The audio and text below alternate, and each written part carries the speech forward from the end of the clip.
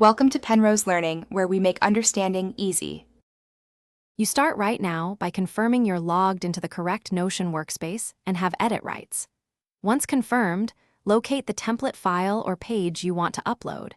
Export it if it's on another workspace. Make sure to create a new empty page in the destination to import into, because importing into an existing page can mix content. This gets you straight into the first actionable steps so you don't lose structure or permissions later. You now perform the import. Click Import, select the correct file type, and point Notion at your exported package.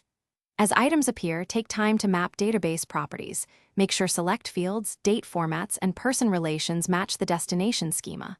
Once done, relink any embeds and re-upload attachments that didn't carry over. If tables split, manually merge rows and restore relations. This preserves automation and filters you rely on. Keep checking structure as you proceed so nothing breaks. You finish by setting page permissions and sharing the template to the right people, because access is often the final blocker. Once shared, duplicate the template and run a test entry to confirm databases, filters, and automations behave as expected.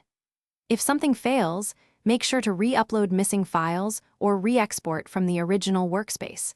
When imports persistently error, copy content block by block into a fresh page as a fallback. One tip: check for blocked embeds or size limits if uploads fail.